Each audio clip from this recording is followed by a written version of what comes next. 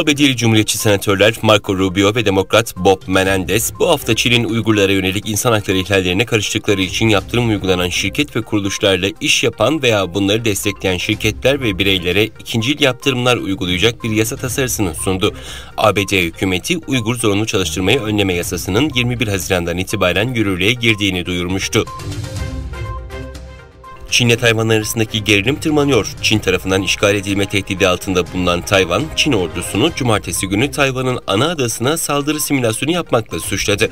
Tayvan Savunma Bakanlığı, Çin'in ABD Temsilciler Meclisi Başkanı Nancy Pelosi'nin ziyaretinin ardından başlattığı askeri tatbikatların ikinci gününde Çin'e ait 49 askeri uçağın Tayvan Boğazı'nda taraflar arasında fiili deniz ve hava hattını belirleyen orta çizgiyi geçtiğini açıkladı.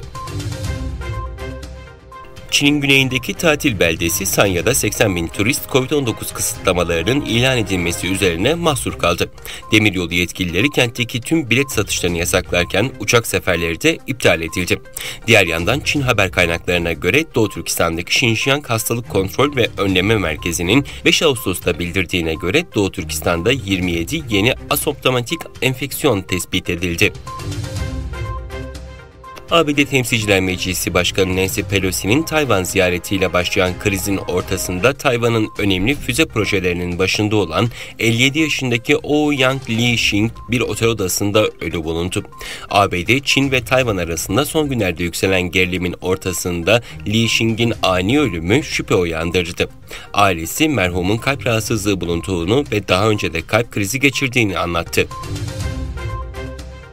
ABD'nin 2. Dünya Savaşı'nın Pasifik muharebelerinde Japonya'nın Hiroşima kentine atom bombası atmasının 77. yılında kentteki barış anıtında anma töreni düzenlendi. Birleşmiş Milletler Genel Sekreteri Guterres törende yaptığı konuşmada nükleer silahların saçmalık olduğunu, güvenliği değil yalnızca ölüm ve yıkımı garantilediğini söyledi. Japonya Başbakanı Kishida Fumio ise konuşmasında dünyanın hala nükleer silahlardan gelen tehditlerle karşılaştığını ifade etti.